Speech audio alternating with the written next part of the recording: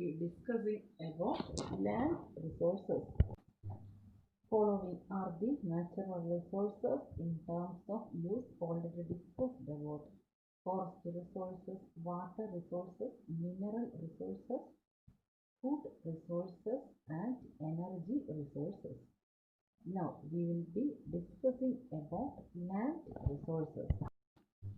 പല തരത്തിലുള്ള നാച്ചുറൽ റിസോഴ്സസിനെ കുറിച്ച് നമ്മൾ പഠിച്ചു കഴിഞ്ഞു. അടുത്തതായി land resources. The various purposes land can be used include agriculture, horticulture, energy production and industrial purposes etc.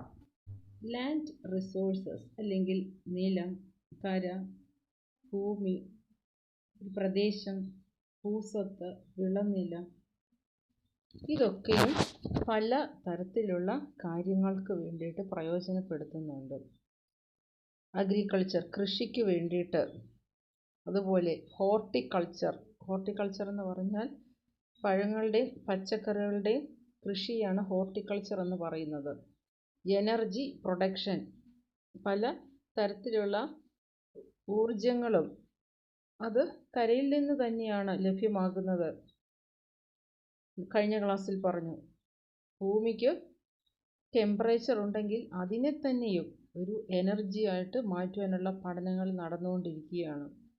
മറ്റൊന്ന് ഇൻഡസ്ട്രിയൽ പർപ്പസ്, പല വ്യാവസായികമായിട്ടുള്ള ആവശ്യങ്ങൾക്ക് വേണ്ടിയിട്ടും ലാൻഡ് റിസോഴ്സസ് ഉപയോഗിക്കുന്നു. The land is composed of different strata of soil such as topsoil, subsoil, hard soil etc. ലാൻഡിലെ ഏറ്റവും പ്രധാനപ്പെട്ട ഘടകം എന്ന് പറയുന്നത് സോയിലാണ്, മണ്ണാണ്. ഒരർത്ഥത്തിൽ ലാൻഡ് എന്ന് പറഞ്ഞാൽ തന്നെയും നമുക്ക് സോയിൽ എന്ന് തന്നെ കരുതാം. ആ സോയിൽ കാണപ്പെടുന്നത് പല സ്ട്രേറ്റ അല്ലെങ്കിൽ പല ലെയേഴ്സ് ആയിട്ടാണ്. അവ ഇങ്ങനെയാണ്: top soil, sub soil, hard soil. ഈ രീതിയിൽ പല ലെയേഴ്സ് ആയിട്ട് സോയിൽ അല്ലെങ്കിൽ മണ്ണ് കാണപ്പെടുന്നു. ഇതാണ് ലാൻഡിൻ്റെ ഏറ്റവും പ്രധാനപ്പെട്ട കമ്പണൻറ്റ് അല്ലെങ്കിൽ അതിൻ്റെ ഏറ്റവും പ്രധാനപ്പെട്ട ഘടകം. മറ്റെല്ലാ നാച്ചുറൽ റിസോഴ്സസിനെയും എക്സ്പ്ലോയിറ്റ് ചെയ്യുന്നത് പോലെ ലാൻഡ് റിസോഴ്സസിനെയും എക്സ്പ്ലോയിറ്റ് ചെയ്യുന്നു, അതിനെ ദുരുപയോഗം ചെയ്യുന്നുണ്ട്. അപ്പോൾ അത്തരത്തിലുള്ള ലാൻഡ് റിസോഴ്സസിൻ്റെ എക്സ്പ്ലോയിറ്റേഷന് കൂടുതൽ ഇമ്പോർട്ടൻസ് കൊടുത്തുകൊണ്ട് കുറച്ച് കാര്യങ്ങൾ നമുക്ക് പഠിക്കണം. Land degradation. Land degradation refers to the deterioration or loss of fertility or productive capacity of the soil. മണ്ണിന് സ്വാഭാവികമായിട്ടുള്ളൊരു പ്രൊഡക്റ്റീവ് കപ്പാസിറ്റി ഉണ്ട് എന്ന് പറഞ്ഞാൽ മണ്ണിൽ മരങ്ങളൊക്കെ വളരുന്നതിൻ്റെ കാരണം അല്ലെങ്കിൽ ചെടികളൊക്കെ വളരുന്നതിൻ്റെ കാരണം അതിനകത്ത് ധാരാളം മിനറൽസൊക്കെ മണ്ണിലുള്ളത് കൊണ്ടാണ്. അതൊക്കെയും ചെടികൾക്ക് ആവശ്യമാണ്. അപ്പോൾ ഇത്തരത്തിൽ മണ്ണിന് സ്വാഭാവികമായിട്ടുള്ളൊരു പ്രൊഡക്റ്റീവ് കപ്പാസിറ്റി ഉണ്ട്. ആ പ്രൊഡക്റ്റീവ് കപ്പാസിറ്റി തന്നെയാണ് നമ്മൾ മണ്ണിൻ്റെ വളക്കൂറെന്ന് പറയുന്നതും. അപ്പോൾ ലാൻഡ് ഡീഗ്രഡേഷൻ എന്ന് പറഞ്ഞാൽ മണ്ണിൻ്റെ വളക്കൂറോ അല്ലെങ്കിൽ മണ്ണിൻ്റെ പ്രൊഡക്റ്റീവ് കപ്പാസിറ്റിക്ക് ഒരു കുറവ് വരുത്തിയോ അല്ലെങ്കിൽ ഡിസ്ട്രോയ് ചെയ്യുന്നതിനെയാണ്. അപ്പോൾ പല പ്രവർത്തനങ്ങൾ കൊണ്ട് മനുഷ്യരുടെ തന്നെ പല ആക്ടിവിറ്റീസ് കൊണ്ട് ഫെർട്ടിലിറ്റി വളക്കൂറ് അല്ലെങ്കിൽ ആ പ്രൊഡക്റ്റീവ് കപ്പാസിറ്റിക്ക് ഒരു കുറവ് വരുന്നു. അതിനെയാണ് ലാൻഡ് ഡീഗ്രഡേഷൻ എന്ന് പറയുന്നത്. ലാൻഡ് ഡീഗ്രഡേഷന് പലതും കാരണങ്ങളാകാറുണ്ട്. അതിനെക്കുറിച്ചാണ് നമ്മളിനി പഠിക്കുന്നത്. Various factors responsible for land degradation are as follows: soil erosion, desertification, salination, waterlogging, landslides, shifting cultivation, urbanisation, soil pollution. ഇത് ഓരോന്നും ഡീറ്റെയിൽഡ് ആയിട്ട് പഠിക്കേണ്ടതായിട്ടുണ്ട്. സോയിൽ എറോഷൻ അല്ലെങ്കിൽ മണ്ണൊലിപ്പ്. Removal of the upper layer of the soil by the action of water, wind or by the activity of man is termed as soil erosion. മണ്ണിൻ്റെ upper layer, മുകൾ തട്ടിലുള്ള മണ്ണ് വെള്ളം കൊണ്ടോ കാറ്റുകൊണ്ടോ അല്ലെങ്കിൽ മനുഷ്യരുടെ തന്നെ ചില പ്രവൃത്തികൾ കൊണ്ടോ ഒക്കെയും റിമൂവ് ചെയ്യപ്പെടുന്നതിന്, ഒലിച്ചു പോകുന്നതിനെയാണ് സോയിൽ എറോഷൻ എന്ന് പറയുന്നത്. The factors influence the extent to which the soil erosion will occur are. Soil എറോഷന് കാരണമാകുന്ന ഫാക്ടേഴ്സിനെ കുറിച്ച് നമുക്ക് പഠിക്കാം. Type of soil. Small grained and open structure soil erodes more than the larger grain and closed structure soil. Type of soil എന്ന് പറഞ്ഞാൽ ഓരോ മണ്ണിനും ഓരോ തരത്തിലുള്ള സ്ട്രക്ചർ, ഘടന അല്ലെങ്കിൽ സവിശേഷതയുണ്ട്. വളരെ ചെറിയ തരികളായിട്ട് ഓപ്പൺ സ്ട്രക്ചേർഡ് ആയിട്ടുള്ള മണ്ണ് വളരെ പെട്ടെന്ന് സോയിൽ എറോഷന് വിധേയമാകും. എന്നാൽ വളരെ വലിയ തരികളായിട്ടും ക്ലോസ്ഡ് സ്ട്രക്ചറായിട്ടുമുള്ള മണ്ണ് അത്ര പെട്ടെന്ന് ഒലിച്ചു പോവുകയില്ല. ഓപ്പൺ സ്ട്രക്ചർ എന്ന് പറഞ്ഞാൽ തരിതരികളായിട്ട് കാണപ്പെടുന്നവ. ക്ലോസ്ഡ് സ്ട്രക്ചർ എന്ന് പറഞ്ഞാൽ കുറച്ച് പശിമയുള്ള മണ്ണുണ്ട്, അത് വളരെ പെട്ടെന്ന് ഒലിച്ചു പോവുകയില്ല. Distribution, intensity and amount of rainfall. Type of സോയിലിന് ശേഷം അടുത്തതായിട്ട് മഴയുടെ ഡിസ്ട്രിബ്യൂഷൻ, മഴ എങ്ങനെയാണ് ലഭ്യമാകുന്നത്. ഇൻറ്റൻസിറ്റി, ഏതളവിലാണ് ഇത് ഓരോ പ്രദേശത്തും ലഭ്യമാകുന്നത്. ഇതും സോയിൽ എറോഷനെ, മണ്ണൊലിപ്പിനെ ബാധിക്കുന്ന ഒരു ഘടകമാണ്. Unequal distribution of rainfall during the year result in heavy rainfall. തുല്യമായിട്ടുള്ള അളവിൽ ലഭിക്കുന്ന മഴയാണെങ്കിൽ അത് വളരെ വലിയൊരു മണ്ണൊലിപ്പിന് കാരണമാകുകയില്ല. എന്നാൽ ചില സമയത്ത് അതിശക്തമായിട്ടുള്ള മഴ, ചില സമയത്ത് കുറഞ്ഞ മഴ, ഇത്തരത്തിലുള്ള അൺഈക്വൽ ഡിസ്ട്രിബ്യൂഷൻ വളരെ വലിയ മണ്ണൊലിപ്പിന് കാരണമാകും.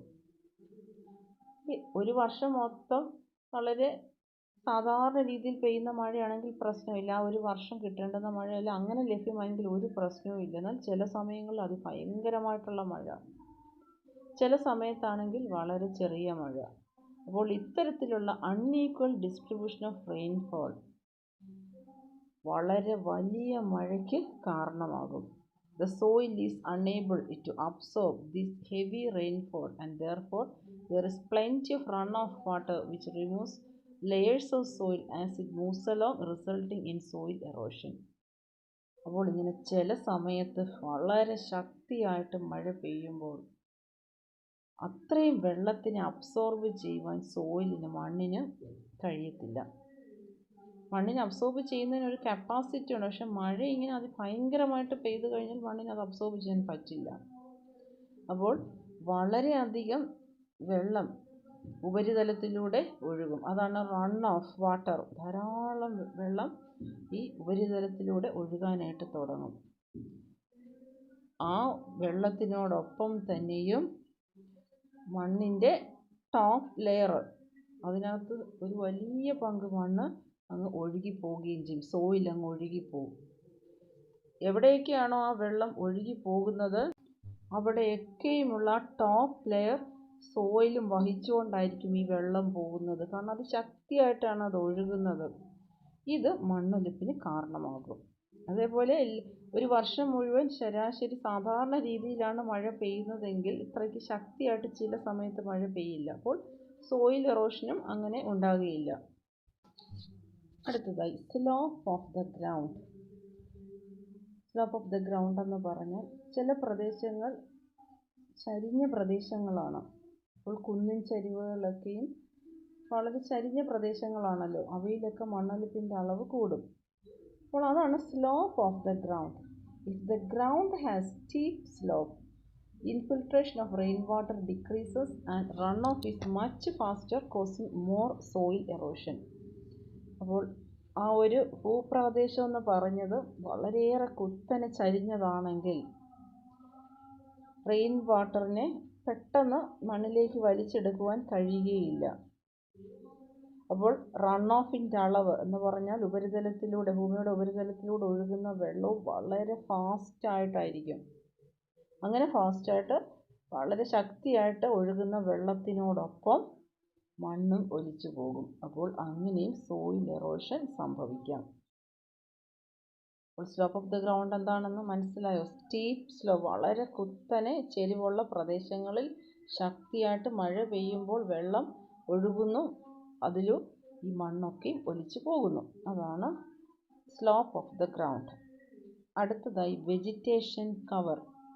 Rain falling on bare land causes soil erosion because top soil is loose and is easily carried away by the run of water.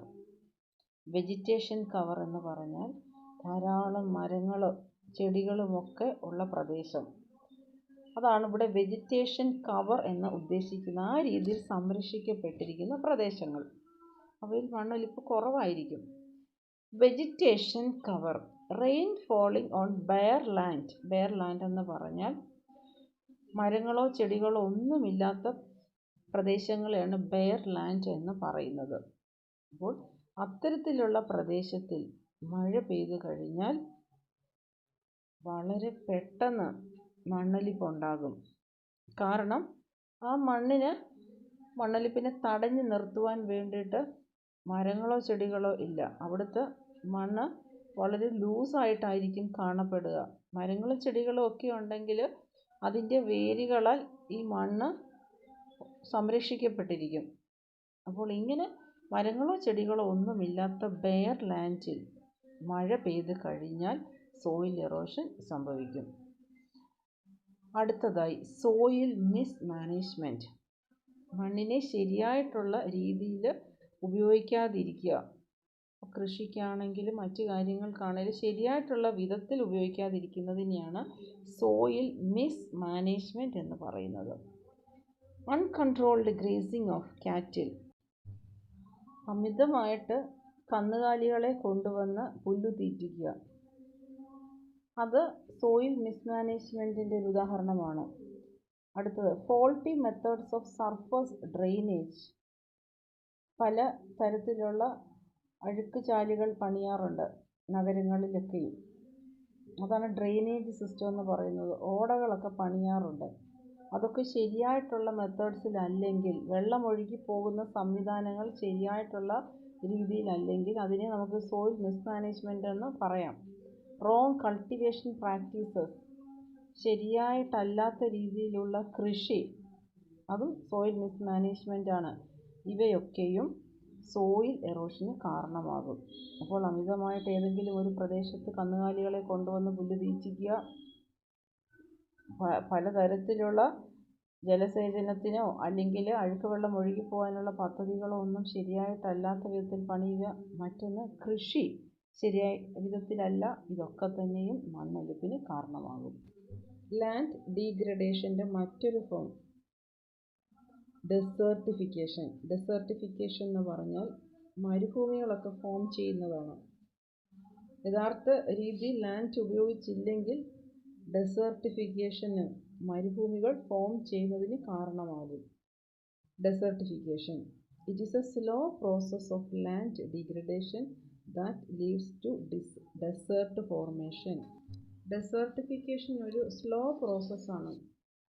വളരെ പതുക്കെയാണ് മരുഭൂമികൾ ഫോം ചെയ്യുന്നത്. It may result either due to natural phenomena linked to climatic change or due to abusive use of land. ഇങ്ങനെ desertification സംഭവിക്കുന്നത് ഒന്നുകിൽ പ്രകൃതിയാലുള്ള ചില പ്രതിഭാസങ്ങൾ കൊണ്ടായിരിക്കും. അത് പ്രധാനമായിട്ട് കാലാവസ്ഥാ വ്യതിയാനത്തിലൂടെ ഉണ്ടാകുന്നതാണ്. കാലാവസ്ഥയിൽ ഉണ്ടാകുന്ന വ്യതിയാനം കൊണ്ട് പ്രകൃതിയാ തന്നെയും ചില പ്രദേശങ്ങൾ മരുഭൂമികളായിട്ട് മാറും. അതൊരു നാച്ചുറൽ ഫിനോമിനയാണ്. അല്ലെങ്കിൽ ഭൂമിയെ മനുഷ്യർ തന്നെയും ശരിയായിട്ടുള്ള രീതിയിൽ ഉപയോഗിച്ചില്ലെങ്കിൽ, അതാണ് അബ്യൂസീവ് യൂസ് ഓഫ് ലാൻഡ് എന്ന് പറയുന്നത്. ശരിയായിട്ടുള്ള രീതിയിൽ ലാൻഡിനെ ഉപയോഗിച്ചില്ലെങ്കിലും കാലക്രമേണ പ്രദേശങ്ങൾ മരുഭൂമിയായിട്ട് മാറും. Vast areas of land have been cleared for agricultural, industrial and other purposes. വളരെ വലിയ പ്രദേശങ്ങൾ, വാസ്റ്റ് ഏരിയാസ് എല്ലാം തന്നെയും ധാരാളം പ്രദേശങ്ങൾ കൃഷിക്ക് വേണ്ടിയിട്ടും വ്യാവസായികമായിട്ടുള്ള ആവശ്യങ്ങൾക്ക് വേണ്ടിയിട്ടും മറ്റ് പർപ്പസസിന് വേണ്ടിയിട്ടും ഒക്കെയും ഉപയോഗിക്കുന്നുണ്ട്. അപ്പോൾ മുൻപ് അവിടെ ഇഷ്ടം പോലെ മരങ്ങളും ചെടികളുമൊക്കെ ഉണ്ടായിരുന്നിരിക്കാം. അതെല്ലാം നശിപ്പിച്ചിട്ടാണ് ധാരാളം പ്രദേശങ്ങൾ കൃഷി ആവശ്യങ്ങൾക്കും വ്യാവസായികമായിട്ടുള്ള ആവശ്യങ്ങൾക്കും മറ്റ് ആവശ്യങ്ങൾക്കുമൊക്കെ ഉപയോഗിക്കുന്നത്. Over cultivation, over grazing, deforestation, poor irrigation practices all contribute towards desertification. Over cultivation, മണ്ണിൻ്റെ രീതിയൊന്നും മനസ്സിലാക്കാതെ അമിതമായിട്ട് ഒരു പ്രദേശത്ത് ധാരാളം തവണ കൃഷി ചെയ്യുക. അതുപോലെ ഓവർ ഗ്രേസിംഗ്, അമിതമായിട്ട് പുല്ലൊക്കെ വളർന്നു നിൽക്കുന്ന ഒരു പ്രദേശത്ത് കന്നുകാലികളെ തീറ്റിക്കുക. ഡീഫോറസ്റ്റേഷൻ, ഫോറസ്റ്റൊക്കെ മരങ്ങളൊക്കെ വെട്ടി നശിപ്പിച്ചതിന് ശേഷം അതിനെ മറ്റെന്തെങ്കിലും കാര്യത്തിന് വേണ്ടിയിട്ട് ഉപയോഗിക്കുക. പുവർ ഇറിഗേഷൻ പ്രാക്ടീസസ്, ശരിയായിട്ടല്ലാത്ത രീതിയിലുള്ള ജലസേചനം, ഇതെല്ലാം ഡെസേർട്ടിഫിക്കേഷന് കാലക്രമേണ ഈ പ്രദേശങ്ങളൊക്കെയും മരുഭൂമികളായിട്ട് മാറുന്നതിന് കാരണമാകും. സാലിനേഷൻ, അടുത്ത ലാൻഡ് റിസോഴ്സസിൻ്റെ ഡീഗ്രഡേഷന് കാരണമാകുന്നൊരു ഫാക്ടറാണ് സാലിനേഷൻ. It refers to increase in the concentration of soluble salt in the soil. സാലിനേഷൻ എന്ന് പറഞ്ഞാൽ സോലുബിൾ സോൾട്ട് എന്ന് പറഞ്ഞാൽ വെള്ളത്തിൽ അലിഞ്ഞു പോകുന്ന രീതിയിലുള്ള ഉപ്പിൻ്റെ അംശം സോയിലിൽ വർദ്ധിക്കുന്നതിനെയാണ് സാലിനേഷൻ എന്ന് പറയുന്നത്. Poor drainage of irrigation and flood water result in accumulation of dissolved salt on the soil surface. അപ്പോൾ എങ്ങനെയാണ് ഈ ഉപ്പിൻ്റെ അംശം സോയിലിൽ വരുന്നതെന്ന് നമുക്ക് നോക്കാം. ഏതെങ്കിലും ഒരു പ്രദേശത്ത് തെറ്റായ രീതിയിലുള്ള ജലസേചനം എന്ന് പറഞ്ഞാൽ കൃഷി ആവശ്യങ്ങൾക്ക് ശേഷവും ആ വെള്ളം ഒഴുകിപ്പോകാൻ സ്ഥലമില്ലാതിരിക്കുക എന്ന് വിചാരിക്കുക. അപ്പോൾ ആ വെള്ളം അവിടെ കെട്ടിക്കിടക്കും. ആൻഡ് ഫ്ലഡ് വാട്ടർ, വെള്ളപ്പൊക്കം ഉണ്ടായിക്കഴിഞ്ഞാലും കുറച്ച് നാളത്തേക്കിന് വെള്ളം അവിടെ തങ്ങി നിൽക്കുകയാണെന്ന് കരുതുക. അപ്പോൾ ഇവയിലെല്ലാം ഉപ്പിൻ്റെ അംശമുണ്ടാകും. അപ്പം ഇങ്ങനെ കെട്ടിക്കിടക്കുന്ന വെള്ളത്തിൽ നിന്നും ഉപ്പ് ആ പ്രദേശത്തിൽ അക്യുമുലേറ്റ് ചെയ്യപ്പെടുകയാണ്, അവിടെ അത് അടിഞ്ഞു വരികയാണ്. In arid and semi-arid areas with poor drainage and high temperatures, water evaporates quickly, leaving behind a white crust of salt on the soil surface. arid and semi-arid എന്ന് പറഞ്ഞാൽ വളരെയധികം ചൂട് കൂടിയ പ്രദേശങ്ങളെയാണ് arid. സെമി ഏരിഡ് എന്ന് പറഞ്ഞാൽ വല്ലപ്പോഴുമൊക്കെ മഴ ലഭിക്കുന്ന പ്രദേശം. അപ്പോൾ ഇത്തരത്തിൽ വളരെയധികം ചൂട് കൂടിയ ടെമ്പറേച്ചർ കൂടിയ വരൾച്ചയുള്ള പ്രദേശങ്ങളിൽ ഇതുപോലെയുള്ള വെള്ളം ഇങ്ങനെ കെട്ടിക്കിടക്കുന്ന ഒരു സ്ഥിതിവിശേഷം ഉണ്ടായാൽ അവിടുത്തെ ആ ഒരു ഹൈ ടെമ്പറേച്ചർ കൊണ്ട് വെള്ളം അങ്ങ് ഇവാപ്പറേറ്റ് ആയി പോകും. സ്വാഭാവികമായിട്ട് അവിടെ ഭയങ്കര ചൂട് കൂടുതലായതുകൊണ്ട് തന്നെ ഈ വെള്ളം ഇവാപ്പറേറ്റ് ആയി പോകും. ഇവാപ്പറേറ്റ് ആയി പോയി കഴിഞ്ഞാൽ അവിടെ ഉപ്പുപരലുകൾ അവിടെ തന്നെ കിടക്കും. ആ വെള്ളം അങ്ങ് പറ്റിപ്പോകും, ഉപ്പുപരലുകൾ അവിടെ ഉണ്ടാകും. നമ്മൾ കടൽ വെള്ളം പറ്റിച്ചാണല്ലോ ഉപ്പ് നിർമ്മിക്കുന്നത്, അതുപോലെയാണിതും. ഉപ്പിൻ്റെ അംശമുള്ള വെള്ളം ഏതെങ്കിലും കാരണം കൊണ്ട് ഈ പ്രദേശത്ത് വന്നു കഴിഞ്ഞാൽ ആ ഒരു പ്രദേശം ടെമ്പറേച്ചർ കൂടിയ ഒരു പ്രദേശമാണെങ്കിൽ ഈ വെള്ളം നീരാവിയായിട്ടങ്ങ് പോകും, ഇവാപ്പറേറ്റ് ചെയ്ത് പോകും. എന്നിട്ട് ആ വെള്ളത്തിലുള്ള ഉപ്പിൻ്റെ അംശം ആ സോയിലിൽ കിടക്കുകയും ചെയ്യും. അത് ഉപ്പ് പരലുകളായിട്ട് തന്നെ കാണപ്പെടും. അടുത്തതായി, the high concentration of salt in soil severely affects the water absorption process of the plants, resulting into poor productivity. മണ്ണിൻ്റെ അംശം ധാരാളമായിട്ട് സോയിലുണ്ടെങ്കിൽ പ്ലാന്റ്സിന് വെള്ളം വലിച്ചെടുക്കുവാൻ സാധിക്കുകയില്ല. വെള്ളം വലിച്ചെടുക്കാൻ കഴിയുകയില്ലെങ്കിൽ പ്ലാന്റ്സിന് അവിടെ വളരാൻ ബുദ്ധിമുട്ടായിരിക്കും. അപ്പോൾ ആ രീതിയിൽ ആ ഒരു മണ്ണിൻ്റെ പ്രൊഡക്റ്റിവിറ്റി അത് ബാധിക്കും. മണ്ണിൻ്റെ പ്രൊഡക്റ്റിവിറ്റി എന്ന് പറഞ്ഞാൽ മണ്ണിൽ ധാരാളം മരങ്ങളും ചെടികളും ഉണ്ടെങ്കിൽ ആണ് നമ്മളതിന് പ്രൊഡക്റ്റിവിറ്റി ഉണ്ടെന്ന് പറയുന്നത്. അപ്പോൾ അവിടെ വളരുന്ന ചെടികൾക്ക് ഈ ഉപ്പുപരൽ ഇങ്ങനെ കിടക്കുന്നത് കൊണ്ട് വെള്ളം വലിച്ചെടുക്കാൻ പറ്റാതെ വരുമ്പോൾ ആ ഒരു സോയിലിൻ്റെ പ്രൊഡക്റ്റിവിറ്റി അത് ബാധിക്കുകയാണ്. ലാൻഡ് ഡീഗ്രഡേഷന് കാരണമാകുന്ന ബാക്കി ഫാക്ടേഴ്സ് അടുത്ത വീഡിയോ ക്ലാസ്സിൽ കണ്ടിന്യൂ ചെയ്യും.